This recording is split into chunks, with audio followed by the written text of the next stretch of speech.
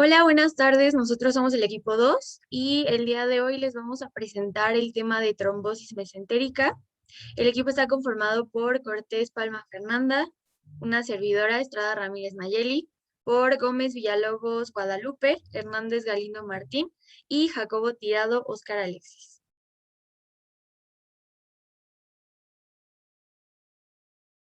Y bueno, el contenido de nuestra presentación del día de hoy va a abarcar 10 cosas que van a ser las generalidades, definiciones, anatomía, clasificación, epidemiología, etiología, fisiopatología, cuadro clínico, diagnóstico y tratamiento. Y bueno, como generalidades vamos a tener que la enfermedad vascular oclusiva de los vasos mesentéricos va a ser relativamente poco común, pero esta va a ser potencialmente devastadora y suele presentarse en pacientes con más de 60 años de edad.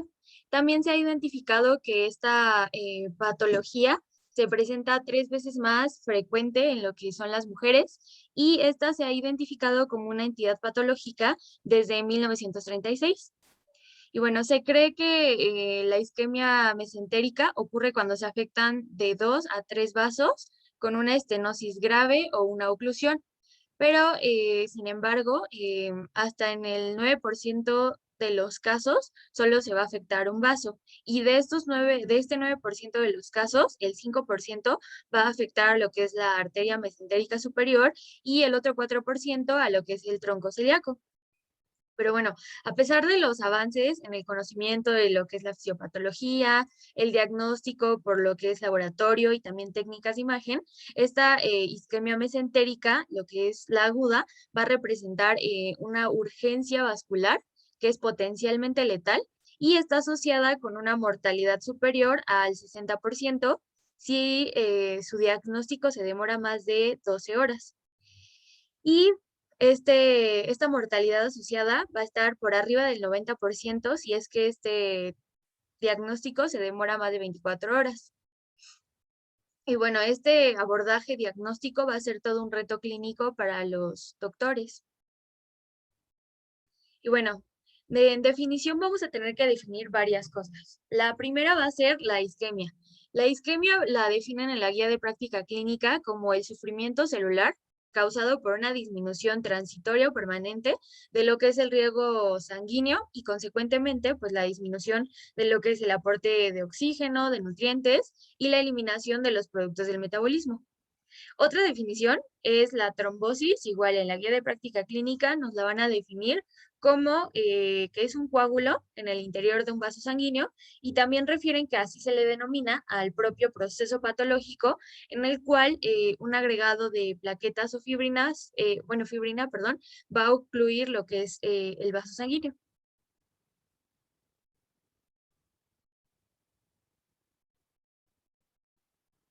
Y bueno, otra definición que nos manejan en la guía de práctica clínica es como tal mesentérico, que este va a referirse o va a ser en relación al mesenterio, como podemos ver en la imagen de fondo, y se designa una membrana serosa que va a constituir un repliegue de peritoneo, principalmente tejido conjuntivo, y este va a contener numerosos vasos sanguíneos y linfáticos con destino a las vísceras intestinales. Entonces, como tal, pues así podemos unir las dos definiciones como la trombosis mesentérica, que va a ser lo que es la trombosis en el mesenterio. Y bueno, como tal, tenemos otra definición en esta guía de práctica clínica, que es la isquemia intestinal.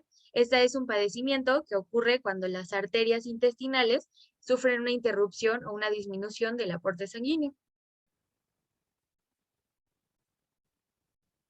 Bueno, y ahora vamos a hablar acerca de la anatomía, ya que no nada más para este tema, para esta presentación clínica es muy importante manejarlo, tanto en cirugía como pues para nuestra formación de médicos, pero también para otros padecimientos es muy importante conocer esa circulación colateral, porque va a haber diversas cirugías de las que necesitamos hacer uso de nuestro aprendizaje anatómico. Entonces, además es importante conocerlo porque necesitamos comprender cómo es que, como nos mencionó Naye, la obstrucción de cierta arteria puede ser más catastrófica que otra en cierto porcentaje. Entonces, entender por qué, a qué órganos está irrigando esas arterias y por qué es que la mortalidad es tan alta, ¿no? Entonces, vamos a empezar. Eh, bueno, como recordaremos, sabemos que la mayoría del intestino se irriga por casi toda una sola arteria. Entonces, comprendemos o podemos imaginar que la arteria mesentérica superior, al ser obstruida o a ser ocluida, va a traer los resultados pues devastadores de los que nos hablaba Naye. Aquí tenemos a la arteria, a la aorta abdominal, que va a tener a 3 ramas: el tronco celíaco, que está ahí subrayado de azulito, la arteria mesentérica superior, también subrayada de verde, y la arteria mesentérica inferior, subrayada de azul. Y bueno, esa es una vista general, un panorama general. Tenemos la aorta abdominal y vemos sus 3 ramas, ¿no?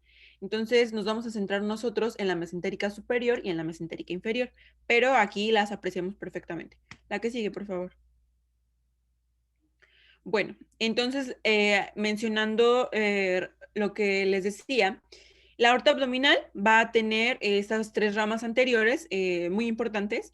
Van a estar laterales y van a estar posteriores a su paso por la cavidad abdominal. Las 3 ramas anteriores que les mencioné, tronco celíaco, la mesentérica superior e inferior, van a irrigar las vísceras digestivas. Y bueno, vamos a ver que tenemos que dividir a nuestras arterias, dependiendo o regresándonos a recordar cómo es que está desarrollado el tubo digestivo primitivo, y lo dividimos en 3 regiones: el intestino proximal, el intestino medio y el intestino distal. Los límites que tienen esas regiones van a estar relacionados directamente con las áreas que tienen de distribución respecto a los órganos que están irrigando, y van a estar relacionados con las 3 ramas anteriores de la aorta que ya les mencioné. Entonces, bueno, ya tenemos dividido nuestro intestino primitivo y tenemos al intestino proximal. Todo el intestino proximal va a estar irrigado por el tronco celíaco. Este consta de esófago abdominal, el estómago, por encima de la papila mayor del duodeno, el hígado, la vesícula biliar, el páncreas y el vaso. Este es nuestro intestino proximal y está irrigado por el tronco celíaco. El intestino medio va a empezar justo inferior a la papila mayor del duodeno y en la porción descendente del duodeno, y va a terminar entre los 2 tercios proximales y distal del colon transverso. No sé si puedo subrayarlo, bueno, pero lo voy a mencionar, ya que no lo puedo marcar, pero está bien. Además va a incluir el duodeno y va a estar inferior a la papila mayor del duodeno, yeyuno, ileón, ciego, apéndice, el colon ascendente y los 2 tercios derechos del colon transverso. Todo este intestino medio irrigado por la mesentérica superior. Entonces, pongamos atención aquí. Es súper importante porque ya vemos qué tanta irrigación y qué tanta importancia tiene esta arteria. Entonces, por qué al ocluirse o al tener complicaciones, pues va a tener resultados tan devastadores de nuevo. El intestino distal empieza directamente antes de la curvatura cólica izquierda y va a ser, bueno, entre la unión de los 2 tercios proximales y el tercio distal del colon transverso, y va a terminar a la mitad del conducto anal. Va además a irrigar el tercio distal del colon transverso, el colon descendente, el sigma, el recto y la parte superior del conducto anal.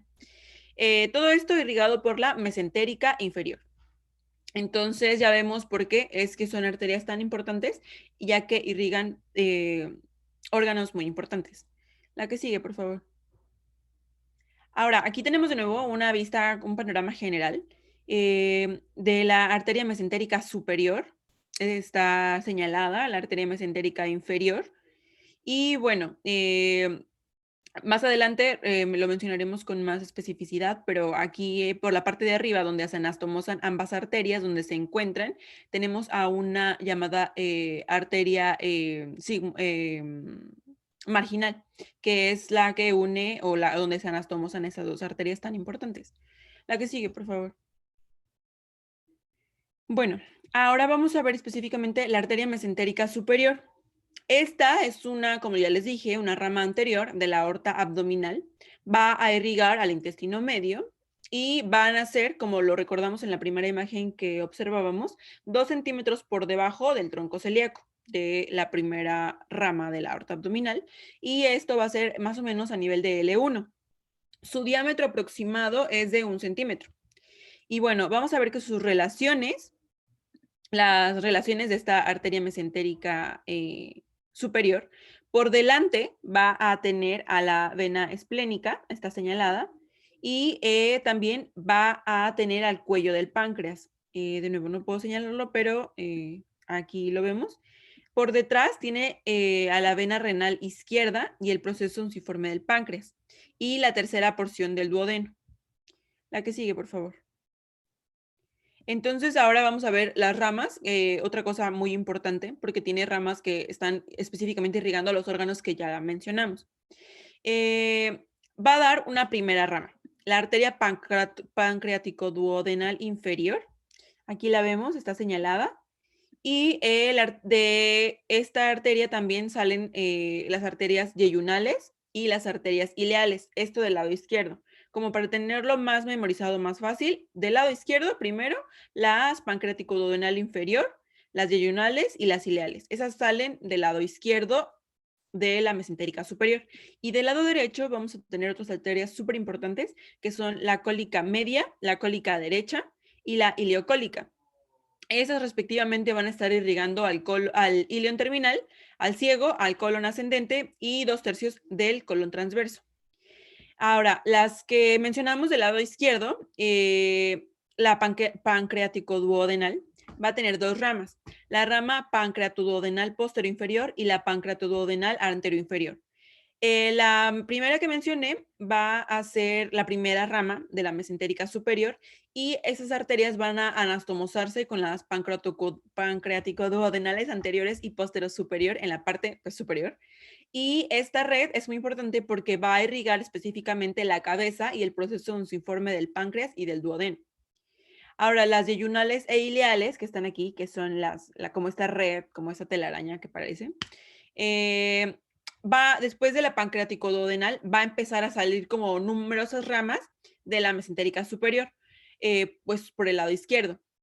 Van a haber múltiples arterias yeyunales e ileales y pues como su nombre lo dicen, van a irrigar la mayor parte del yeyuno y del ilio. Y bueno, estas arterias pues van a estar saliendo del tronco principal de esta arteria, de la mesentérica superior, y se van a introducir en las capas del mesenterio y se van a empezar a anastomosar, creando como esas figuras de arcos o arcadas al salir para irrigar al intestino delgado. Del lado derecho, como les mencionaba, la cólica media es la primera de las 3 ramas que salen del lado derecho y va a tener 2 ramas respectivamente, la izquierda y la derecha. Y va a irrigar el segmento distal del colon ascendente y la flexura cólica derecha.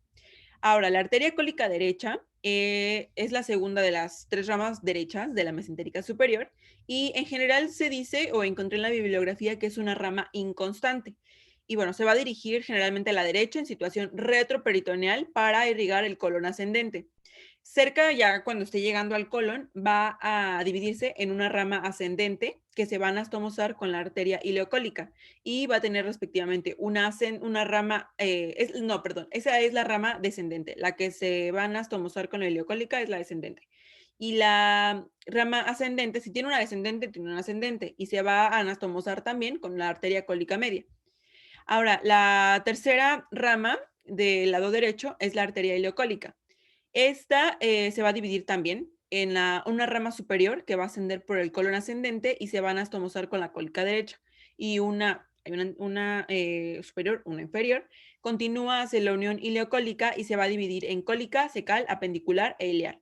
La cólica pues va a irrigar la primera porción del colon ascendente, las ramas cecales anterior y posterior, la cara correspondiente al ciego, la apendicular, pues la zona del apéndice, como su nombre lo dice, y la ileal va a irrigar específicamente la porción final del ilion.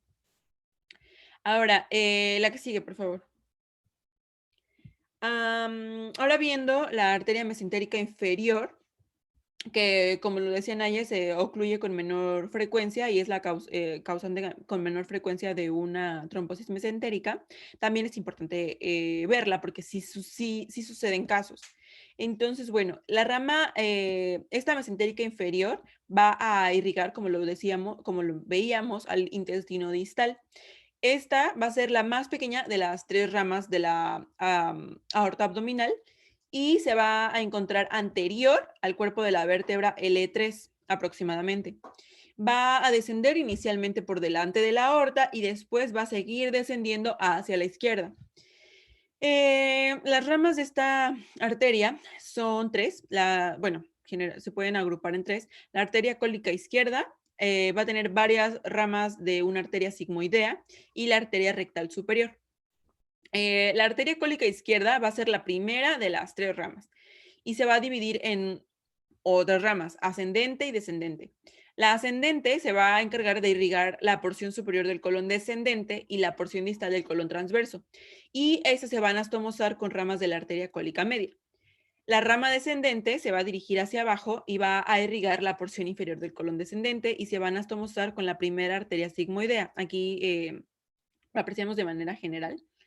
La arteria rectal, las arterias sigmoideas pueden ser de hasta 3 a 4 ramas que descienden por el lado izquierdo en el mesocolon sigmoideo e irrigan la porción más baja del colon descendente y el colon sigmoide. La arteria rectal superior es la rama terminal de la arteria mesentérica inferior y esta va, pues su nombre lo dice, va a ser la principal fuente de irrigación del recto. Ahora, la que sigue, por favor. Aquí vemos algo que es muy importante, que se llama el punto crítico de Sudeck. Sí, punto crítico de Sudeck. Ah, bueno, aquí está el nombre. Este es una anastomosis que se da entre dos ramas importantes de dos arterias. ¿Para qué es importante conocer este punto? Porque, bueno, encontré en la bibliografía que en la actualidad como que se está perdiendo importancia, pero al inicio fue muy importante este descubrimiento de Sudeck en 1907, ya hablamos de hace muchos años, pero era muy importante porque describía este punto crítico. Era importante para las cirugías, para conocer la circulación colateral abdominal, para las cirugías específicamente de la región, tanto como para estos las cirugías para poder tratar este problema de trombosis y demás isquemias, pero también las extirpaciones de parte del colon sigmoides, del recto o de ambos. Esta área se le llama punto crítico de Sudeck y va a ser una anastomosis vemos aquí el punto 3, que es nos va a hablar de la última rama de las arterias sigmoideas. El punto 2 es la arteria rectal superior y esta se va a anastomosar con la última sigmoidea. Entonces, a esta anastomosis, en el punto donde estas dos arterias se unen, se le va a llamar punto crítico de Sudeck. Y bueno, se ve el estrechamiento. Este punto crítico nos va a hablar de cuál era el lugar ideal para una ligadura, porque justo si se ligaba en este lugar iba a permitir o permite una adecuada irrigación a la unión sigmoide con el recto después de una resección rectal. Entonces, por eso es que es importante conocerlo. Pero sí, aquí lo podemos ver en una imagen gráfica y lo podemos ver en una imagen real. La que sigue, por favor. Otra cosa que es importante mencionar es la arteria marginal del colon, que también se conoce como arteria marginal de Drummond. Y bueno, aquí está señalada. Esta es la que les mencionaba hace un momento, que es la que conectaba o es como donde se anastomosa la arteria mesentérica superior con la arteria mesentérica inferior. Esta arteria casi siempre está presente, aunque en ocasiones en varios estudios se ha visto que se encuentra ausente. Y su ausencia, pues en general se considera como una variación anatómica nada más. La unión de ambas circulaciones, mesentérica inferior con la mesentérica superior, es de gran importancia porque es como una vía suplente en los casos de ligadura o obstrucción de las ramas principales. Y gracias a esta arteria marginal, se puede mantener una irrigación, no normal, pero como suplente. La que sigue, por favor. Y bueno, ahora que hablemos de la etiología, veremos que no solamente se obstruyen las arterias, sino también las venas. Y por eso es que es importante conocer un poco de la anatomía también. Tenemos a la vena mesentérica superior señalada aquí en nuestra imagen y a la vena mesentérica inferior también muy bien señaladas. Son muy importantes porque, pues, ¿qué hacen las venas? Recogen pues los desechos, ¿no? Y bueno, la vena mesentérica superior va a recoger, a drenar la sangre del intestino delgado, del colon ascendente, del ciego y del colon transverso. Esta va a iniciar aproximadamente en la fosa ilíaca derecha por venas que van a drenar el ilion terminal, el ciego y el apéndice cecal. Y va a ir ascendiendo, como lo vemos en la imagen, eh, del mesenterio a la derecha de la arteria mesentérica superior. Va a unirse por detrás del páncreas con la vena esplénica y ahí se va a formar la vena porta. Va a tener varias tributarias, que son la vena yeyunal, la ileal, la ileocólica, la cólica derecha y cólica media.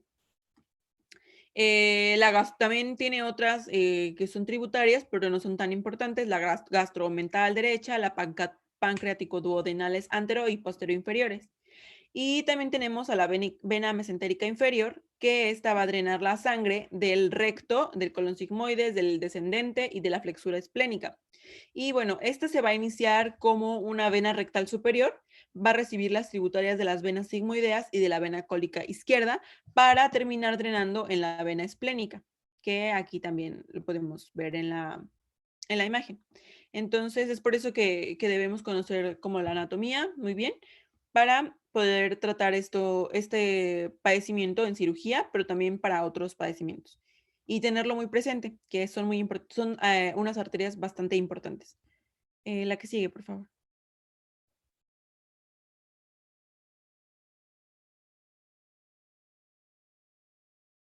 Y bueno, ahora vamos a iniciar con la clasificación de esta entidad patológica.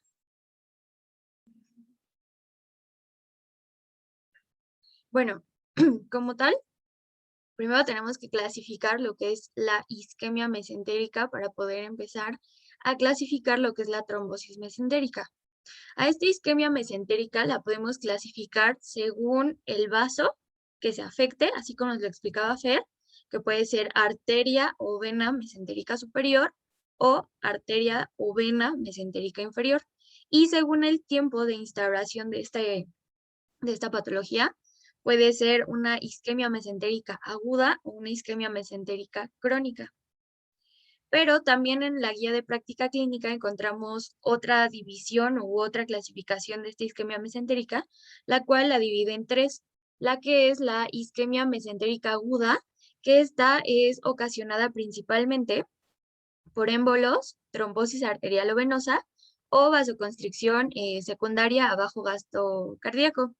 Y pues en aproximadamente 70% de los casos se debe a una trombosis o una embolia de la arteria mesentérica superior, así como nos lo comentaba Fer, y en un 20% aproximadamente se debe a causas no oclusivas y en un 10% a una trombosis venosa, por lo que nos decía igual Fer, es importante conocer la anatomía de estas venas.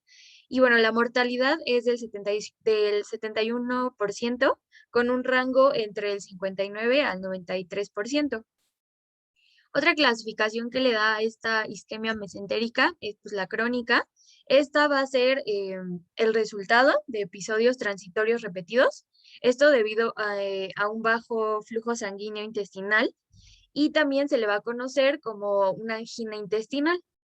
Esta es una forma menos frecuente de la isquemia y es la causa más frecuente, bueno, la causa más frecuente de esta va a ser la aterosclerosis de los vasos mesentéricos.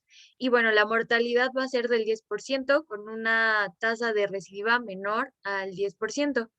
Y como última clasificación de esta tenemos a la colitis isquémica.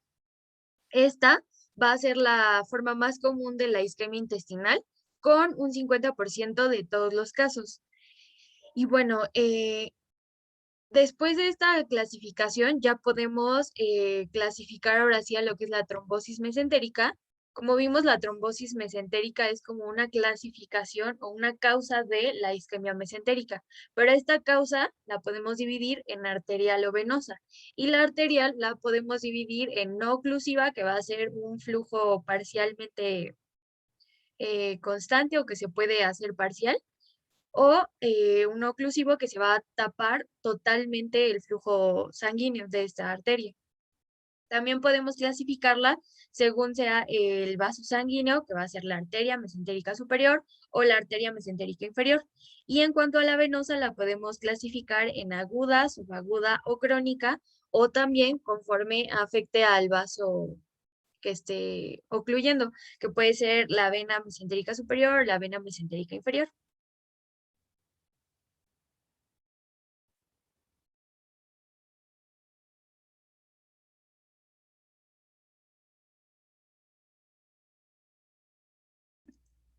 Bueno, y ahora vamos a hablar acerca de la epidemiología.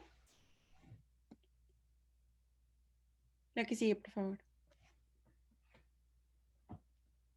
Bueno, es un padecimiento que en general se desconoce su incidencia pues real, pero sí hay una estimación aproximada que puede ser desde el 0,09% al 0,2% por año. O sea, vemos que la incidencia no es muy frecuente, que no es algo afortunadamente tan casual encontrarlo o tan casual que tengamos algún paciente con este padecimiento, pero se presenta. Una trombosis mesentérica va a representar el 25 al 35% de los casos de isquemia mesentérica, de las isquemias mesentéricas generales. Esto en su presentación arterial. Y una isquemia mesentérica venosa representa del 5 hasta un 15% de los casos de isquemia mesentérica. Lo que mencionábamos es que lamentablemente es algo que puede llegar a ser fatal. La mortalidad va desde el 50 hasta un 85% y en algunas bibliografías manejaban que hasta un 100%. Entonces, sí, lamentablemente, pues este padecimiento pues generalmente termina en muerte. La edad media o de los casos que más se presentan es de 70 años en adelante y sí hay una prevalencia en mujeres, una ligera prevalencia en una proporción de 3:1. Vamos a tener factores de riesgo importantes para que se dé esta o que se han encontrado relacionados con esta patología, y es la aterosclerosis, una edad avanzada, una cardiopatía, cualquiera de las que conocemos. Otros factores como la hipertensión arterial, ese es un factor muy marcado y que en muchas bibliografías manejan como con letras rojas, porque sí es muy importante. La fibrilación auricular, otros menores que se han relacionado simplemente en algunos estudios de caso, en varios artículos, pero sí se han encontrado relación con el tabaquismo, la obesidad y el uso de digitálicos.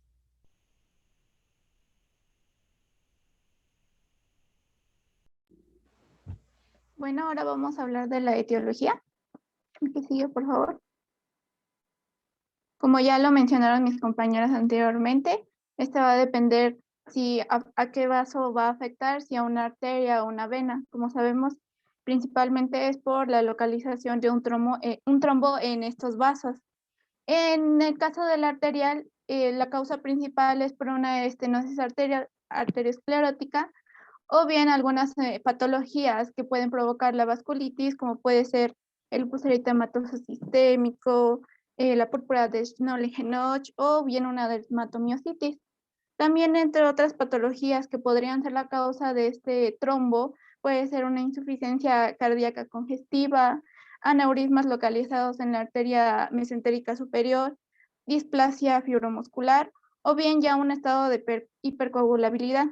En el caso de estar una afectada una vena, la trombosis venosa mesentérica, en este caso la podemos dividir en primaria y secundaria. En la primaria, en aquellos en las que no se va a identificar nuestro factor etiológico, y la secundaria, donde ya tenemos bien identificado qué está causándolo. En el caso de la primaria, principalmente es provocado por alteración de mecanismos en la coagulación, por decir, deficiencia en la antitombrina 3, deficiencia de la proteína C o de la proteína S, así como algunos padecimientos como la policitemia vera, trombocitosis o algunas neoplasias. También por el uso de anticonceptivos orales o bien a estar embarazada. También ahora en el caso de las secundarias, como se los dije, se identifica ya un factor etiológico. Principalmente en este vamos a ver que van a ser por procesos inflamatorios infecciosos intraabdominales, o puede ser una apendicitis aguda, una diverticulitis, una colanquitis o una perforación gastrointestinal debido a estos, o abscesos o bien una pancreatitis. La que sigue. Bien, ahora hablando de su fisiopatología, aquí principalmente las oclusiones agudas, como ya lo sabemos, son debido a una trombosis. En este caso les puse una imagen en donde representa en la imagen superior izquierda. La primera viene siendo lo que viene una trombosis arterial, las dos primeras, y la última una trombosis venosa. Aquí vamos a ver que, como ya lo mencioné anteriormente, principalmente es debido a una arteriosclerosis y esta se va a localizar cerca de sus orígenes. Generalmente este padecimiento se va a superponer a lo que vienen siendo las alteraciones o lesiones que ya ha generado esta placa arteriosclerótica, y en donde vamos a encontrar a pacientes ancianos con enfermedad cardiovascular, con antecedentes de infarto, en los cuales, como sabemos, ya tienen regiones hipocinéticas producidas por el infarto previo al que padecieron. Ahora, recordando bien la anatomía, como sabemos ya, la arteria mesentérica superior nos va a ir gallo, yunio, ilion y colon.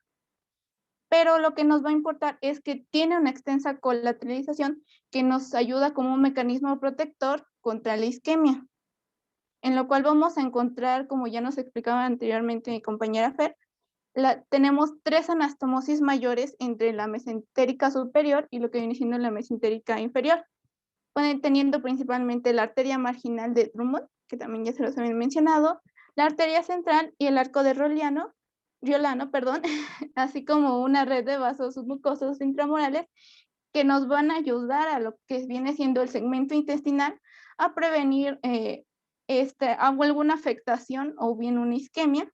Así ya tendremos nuestros mecanismos.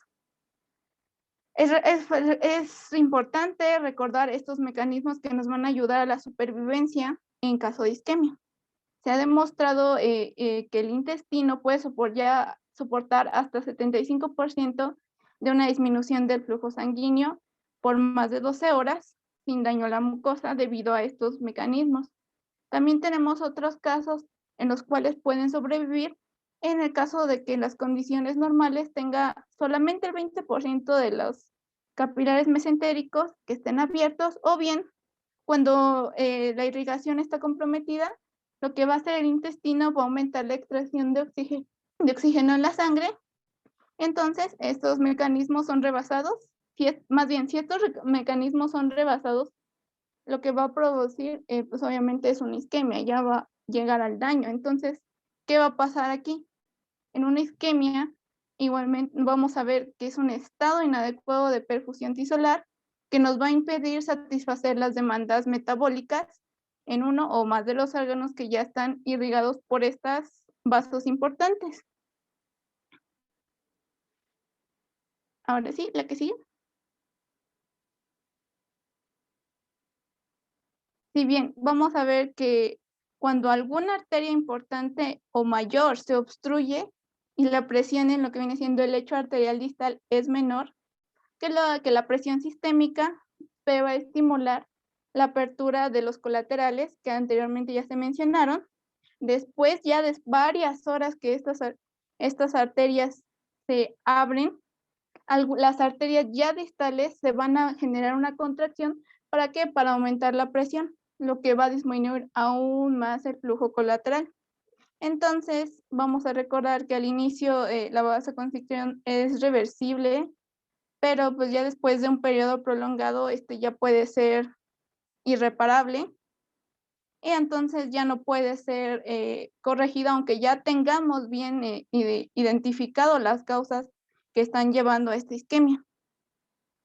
Ya cuando a la mucosa intestinal se daña, ya hay una translocación bacteriana, se va a iniciar un proceso inflamatorio, se va a complicar aún más el cuadro y nos va a generar un cuadro séptico, ya desarrollando un síndrome de respuesta inflamatoria sistémica, por lo cual, como ya hemos visto, el tiempo es importante.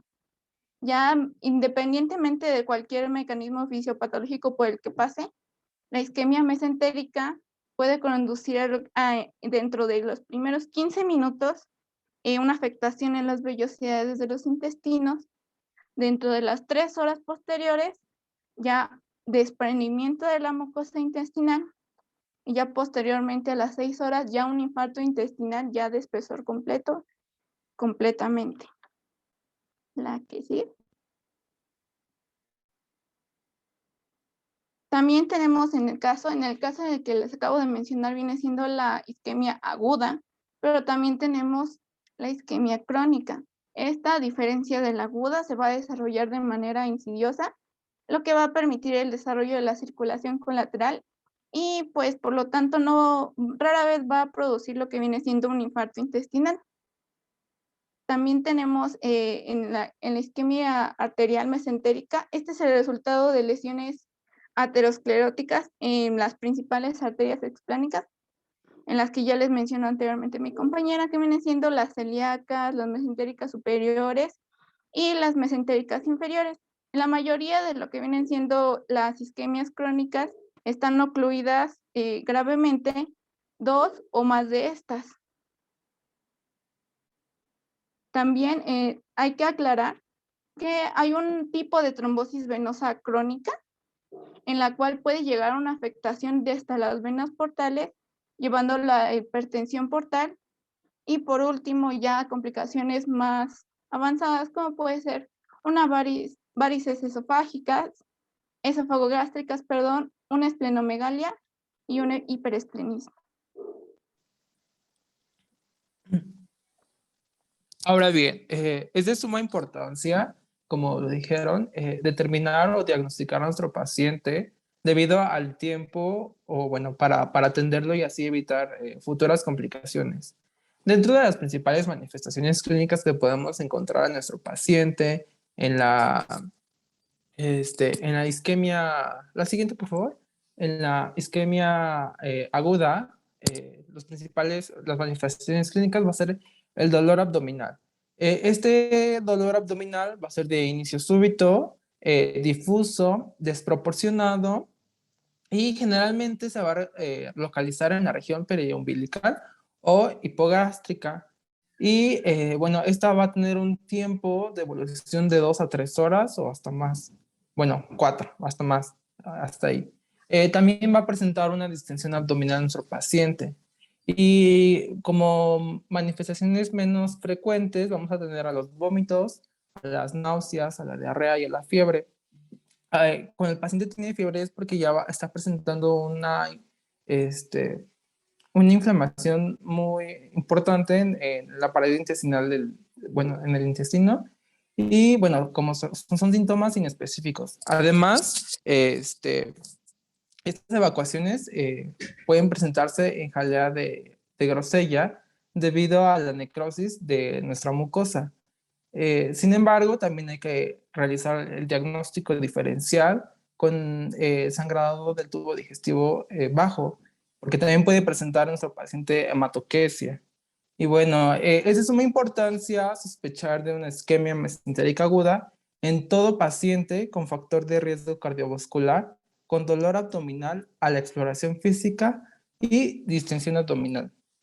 Ahora bien, en la isquemia mesentérica crónica, la siguiente, por favor. La siguiente. En la isquemia mesentérica, perdón, bueno, como les mencionaron al principio, hay una clasificación. Y bueno, hay que centrarnos en este tema, en la trombosis arterial y en la trombosis venosa.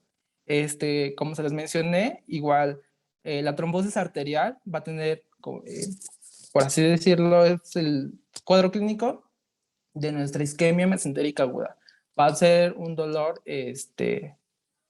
perdón, la trombosis arterial va a compartir un cuadro clínico similar a la trombosis arterial crónica.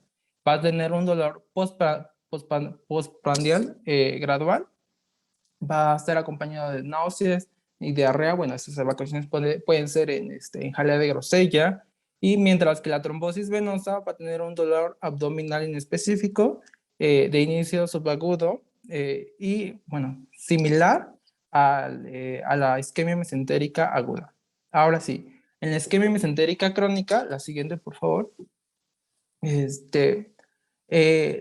el, las manifestaciones clínicas más importantes va a ser el dolor abdominal postprandial. Ese es el síntoma más característico de la isquemia mesentérica crónica, mientras que el signo que podemos notar en los pacientes va a ser una pérdida importante de peso. Ahora bien, en los pacientes que presentan perforación peritoneal, van a tener distensión abdominal, una resistencia muscular a la exploración física y datos de inestabilidad hemodinámica. La siguiente, por favor.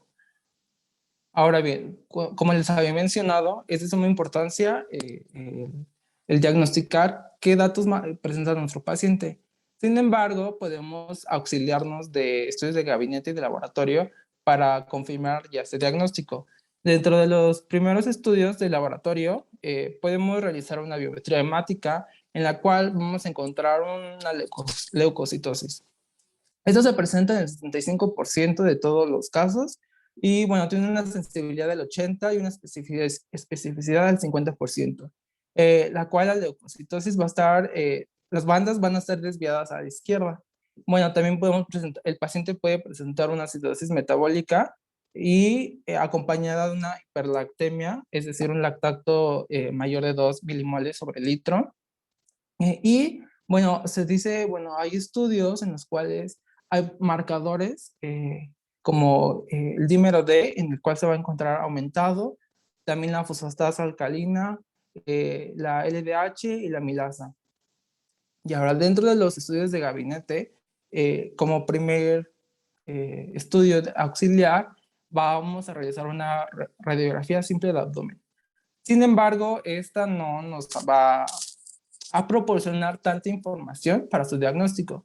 Sin embargo, nos va a ayudar a descartar otras patologías que puedan presentar la distensión abdominal o etcétera. ¿Qué vamos a ver en esta radiografía de abdomen? La mayoría de estas de esas radiografías pueden ser normales o inespecíficas. Sin embargo, podemos encontrar la dilatación de las asas del intestino delgado, como se aprecia en esta imagen, esa dilatación, el aumento de tamaño de las asas. En la siguiente, por favor, también podemos encontrar algunas impresiones digitales o neumatosis portal o gas venoso mesentérico. Ahora bien, otro estudio de gabinete auxiliar va a ser el ultrasonido Doppler, el cual nos va a ayudar a demostrar la trombosis estenoportal o mesentérica, así como también podemos apreciar si hay una oclusión del tronco celíaco, la arteria mesentérica superior. Sin embargo, este estudio no se recomienda en la isquemia mesentérica aguda, solamente en la isquemia mesentérica crónica. La siguiente, por favor. Otro estudio, que es el estudio de elección, porque hay que saber diferenciar cuál es nuestro estudio de elección y cuál es nuestro estudio gold estándar. Nuestro estudio de elección va a ser la tomografía computarizada con contraste venoso, o también llamada angioTAC o angiotomografía. Esta va a tener una sensibilidad del 96%, la cual nos va a ayudar principalmente a definir la vascularización arterial mesentérica. O sea, nos va a diferenciar en dónde está nuestra lesión. También nos va a ayudar a una evaluación del sistema portovenoso mesentérico, así como una detección de si ya, bueno, si es de etiología obstructiva, pues nos va a decir que es, en dónde se encuentra esta obstrucción. Así como, bueno, en la cual podemos denotar o ver que hay un aumento de la atenuación de las asas intestinales, hay un engrosamiento del estrado pared intestinal, así como podemos ver edema mural y una disminución de la peristalsis. La siguiente, por favor. Mientras que nuestro estudio Gold Standard va a ser la angiografía, ya que tiene mayor ventaja, tanto diagnóstica como terapéutica para esta patología. Nos va a ayudar a delimitar con exactitud la vascularización arterial y las alteraciones vasculares, así como también nos va a ayudar a determinar la etiología, ya sea no oclusiva o de las oclusivas. Y terapéutica porque nos va a ayudar a proporcionar un mapa quirúrgico para la revascularización, así como la administración de fármacos como vasodilatadores y trombolíticos. Sin embargo, este estudio, a pesar de que sea gold standard, no es el primero que se usa regularmente debido a que es caro. No todo médico lo sabe usar, tiene que ser un profesional el cual sepa usarlo y cómo. Y lo que había leído es que no se va a realizar en pacientes renales debido al contraste que se usa, si no podemos puede haber una complicación en todo paciente renal. Entonces, no siempre, a pesar de ser el gold standard, no va a ser de primera elección. La siguiente, por favor. Bueno, hay que sospechar de isquemia. Bueno, yo una vez que sospechamos de la isquemia mesentérica aguda, también hay que sospechar si nuestro paciente presenta datos de irritación peritoneal o no. Porque, bueno, si tiene una peritonitis como tal, el estudio de elección va a ser una laparotomía. Mientras que los pacientes que no presentan peritonitis, como les dije, el estudio de elección va a ser la tomografía o la angiotomografía. Ahora sí, la siguiente, por favor. Buenas tardes, mi nombre es Oscar Alex Jacobo Tirado y a continuación les voy a presentar el tratamiento. Siguiente, por favor. Muy bien, ahora en cuanto el tratamiento principalmente va a ser quirúrgico, ya que bueno, ya una vez que haya dado unos datos clínicos y también exámenes de laboratorio, vamos a preparar al paciente para para poderlo ingresar a una posible cirugía en donde se va a realizar una laparotomía. Y pues para ello vamos a tener que seguir unas medidas generales, como por ejemplo llevar a cabo la estabilización de la situación clínica, ya sea que si muestra datos de dolor, pues dar analgésicos, y también vamos a dar la optimización de la función cardíaca. Muy importante también la administración de oxígeno suplementario, y también vamos a llevar a niveles normales de hipovolemia y una estabilización hemodinámica, ya que si hay datos de que haya perdido sangre, pues hay que poner soluciones o también transfundirle inmediatamente sangre. Entonces vamos a también llevar a cabo la utilización de sonda nasogástrica y sonda vesical para el vaciamiento vesical y pues no sonda nasogástrica. Y una administración de antibióticos, principalmente profilácticos, porque se va a llevar a cabo una cirugía. Puede ser penicilina o una cefalosporina de tercera generación, más metronidazol. Y vamos a llevar a cabo también la administración de glucagón intravenoso, y este va a ayudar a reducir el vasoespasmo de los intestinos. Siguiente, por favor. Ahora bien, principalmente, como les había mencionado, el gold estándar para el tratamiento sería la intervención quirúrgica abierta, en la cual tiene el objetivo principal, que es evaluar la viabilidad del intestino. Se va a realizar la permeabilización de los vasos y también se va a extirpar el tejido necrótico. Principalmente la revascularización se va a llevar a cabo va a intentar llevar a cabo la mejoría de la perfusión sanguínea del intestino. Y pues también en este apartado vamos a ponerlo como 3 pilares principales. Va a ser la revascularización. Vamos a ver si hay viabilidad y también ya su tratamiento específico va a ser la resección. Y pues obviamente vamos a ver la siguiente, por favor, que va a ser la valoración de la viabilidad intestinal. Una vez que hayamos visto que se puede llevar a cabo una perfusión sanguínea adecuada, también se van a llevar a cabo otras medidas, como por ejemplo, principalmente hallar no solamente guiarnos por el color, el cirujano no solamente se guía por el color, sino que también principalmente a la palpación va, ya cuando el paciente está abierto, se va a lograr a intentar averiguar si hay latido arterial y principalmente de los pequeños vasos yeyunales, y también si hay recuperación del peristaltismo. También otra que es muy poco usado y tiene muy poco que se ha implementado es utilizar el verde de indocianina, que principalmente pues tiene muchas cosas a favor, ya que no es tóxico, tiene una vida media eh, muy corta, y aparte en los estudios que se han realizado tienen, bueno, se ha llegado a una efectividad de 11 a 15%, principalmente permitiendo una resección y una anastomosis en la intervención quirúrgica. Pero pues al tener pocos estudios, pues también se requiere muchos más estudios, y también que el cirujano sepa aplicar este tipo de químicos ionizantes. Siguiente, por favor. Y el tercer pilar, pues ya una vez que se haya visto que vamos a llevar a cabo la resección intestinal mediante datos que pues obviamente vemos que el paciente, su intestino ya se encuentra necrótico. Primero vamos a realizar, así se llama la técnica, resección intestinal de, resección del intestino delgado, como lo abarca el libro de Atlas de Cirugía de Solinger. Principalmente esta indicación va a ser cuando existe una obstrucción súbita, y también se usa como de menor frecuencia principalmente para el tratamiento de la trombosis, porque existen otras técnicas que son mucho menos invasivas, pero el cirujano tendría que valorar cuál utilizar. En este caso les voy a dar la técnica de la resección de intestino delgado, porque hay otra en la cual también utilizan la engrapadora.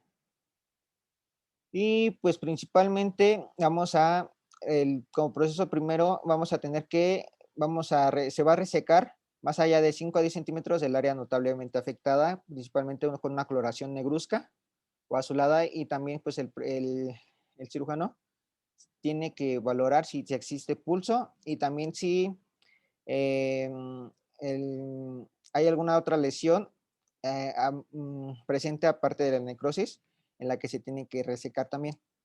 Luego también se va a llevar a cabo remover el mesenterio del intestino cuando por lo menos 1 centímetro más allá de la línea de resección, como se puede ver ahí en la imagen 2, se ve la incisión. Y como punto siguiente, por favor, Nay.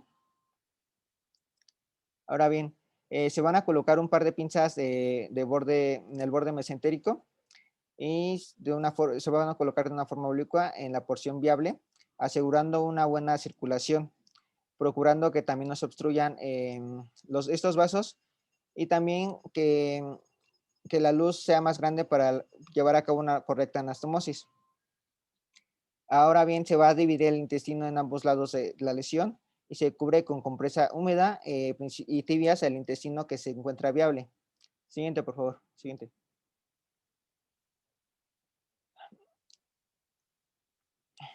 Ok, ahora se va a observar de nuevo si se presenta un color como se había observado, en la cual ya se haya manipulado los vasos y se haya hallado el sitio de la obstrucción. Vamos a ver si hay aporte sanguíneo al intestino adyacente, y si hay suficiente serosa expuesta en el borde mesentérico para aplicar una sutura. Cuando el intestino aparece de color azulado o no hay pulsación en los vasos mesentéricos, se va a resecar hasta que la circulación sea adecuada del intestino. También, una vez que se aplicarán los extremos intestinales para anastomosis y se mueven en sentido distal y proximal, lo bastante para evitar cualquier tensión de la línea de sutura de la anastomosis. Se giran las pinzas a fin de presentar las superficies serosas posteriores para una aproximación. Ahora bien, se van a colocar pinzas de enterostomía a lo largo del intestino de 5 a 8 centímetros de las pinzas de machacamiento para prevenir principalmente el escape de contenido intestinal hacia el peritoneo o que haya fugas. Ahora bien, se van a aplicar puntos de colchonero y de colchonero con seda y principalmente en la cerosa con los bordes mesentéricos. Y a continuación se va a colocar en la cerosa un plano de puntos separados de Halster con una seda 3-0. Como se le dice, toda esta sutura se va a aplicar en la cerosa. Siguiente, por favor. Y a continuación se cierra el ángulo de antimesentérico y la mucosa anterior y se cambia a una sutura de inversión de Conner. Y enseguida se va a cerrar la capa de la cerosa anterior con un punto separado de Hamster con un seda 3.0. Y también se va a aproximar el mesenterio con puntos separados principalmente con una seda 4 ceros que se aplican en la lesión de los vasos. Sí, bueno, se aplica sin poder lesionar los vasos. Siguiente, por favor. Y como último paso, ya se había mencionado que se aplican los puntos de Holstein y también principalmente ya al haber suturado se va a realizar una invaginación del intestino con los dedos pulgares para comprobar la permeabilidad de la anastomosis. Siguiente, por favor. Ahora bien, una vez ya realizado el proceso quirúrgico, donde se haya comprobado la estabilidad hemodinámica, la posibilidad de la revascularización se haya llevado a cabo y también los hallazgos intraoperatorios no hayan exigido mayor complicación, pues el siguiente paso principalmente va a ser, es una opción en la que se va a dejar un estoma para poder realizar, poder dejar que no haya fallos anastomáticos y que permite examinar el intestino por una inspección o una endoscopia para una segunda ocasión. De hecho, es la indicación, primero es la intervención y ya después, pasado las 24 horas, se tiene que realizar una segunda exploración para ver que ya no haya habido mayor complicaciones. Siguiente, por favor. Y también se puede dejar también el abdomen abierto para su segunda revisión, en la cual se pueden utilizar algunas técnicas como el sellado vacío con algunas herramientas. Y también, pues tras la segunda intervención va a ser para establecer la continuidad del tracto intestinal. Depende del paciente si se realizó una revascularización precoz. Y por lo regular el paciente si ha llevado se ha llevado con una buena solución al tratamiento, en 6 meses se puede realizar sin tanta demora tras una adecuada soporte nutricional, se puede llevar a cabo una reconstrucción intestinal. Siguiente, por favor. Y ahora bien, principalmente como habíamos abordado que en cuanto a las isquemias mesentéricas, se puede llevar a cabo una trombosis arterial, una trombosis venosa. En cuanto a la trombosis arterial, el cirujano es para obligación del paciente, es principalmente cuando se le haya administrado durante 4 horas algún tipo de anticoagulante y no se haya llevado a cabo un exitoso se haya llevado una desfuga de la obstrucción, pues se va a proceder principalmente a realizar una exploración, ¿ok? Y para esto, principalmente se va también, como se le ve en la intervención, la resección intestinal, se va a llevar a cabo pues la extirpación del contenido necrótico y también principalmente el gold standard va a ser realizar un bypass. Si el vaso pues a dicho nivel se puede revascularizar mediante un injerto autólogo de una vena safena o una colocación de endoprótesis o una reimplantación de una arteria mesentérica superior o una angioplastía o endarterectomía. Es decir, hay que realizar una reconstrucción del vaso afectado para poder volver a y se refundan de nuevo los vasos y el intestino totalmente viable. Siguiente, por favor. Y si el riesgo quirúrgico pues es elevado ya que tenga alguna comorbilidad o que el paciente no esté listo para ingresar a cirugía, pues el gold standard para esto vamos a realizar la perfusión de agentes trombolíticos o un procedimiento de revascularización no quirúrgica como la utilización de una angioplastia percutánea con o sin stent. y los pacientes que hayan sobrevivido a la intervención deben de ser sometidos a descoagulantes sistémicos a partir de 48 a 72 horas para prevenir o evitar la recidiva. Siguiente, por favor.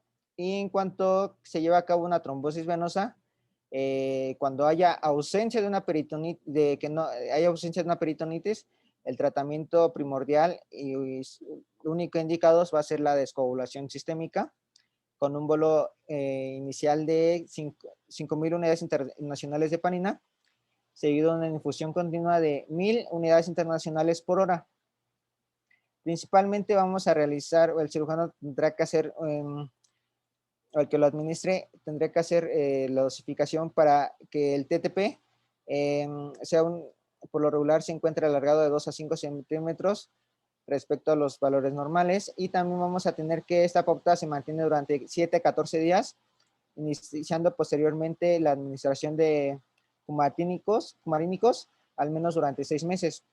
Y si el resultado hay una peritonitis, pues obviamente se va a proceder a una laparotomía exploratoria. Siguiente, por favor. Y pues hasta aquí sería el tema, y cualquier duda por el Classroom, le agradecemos su atención.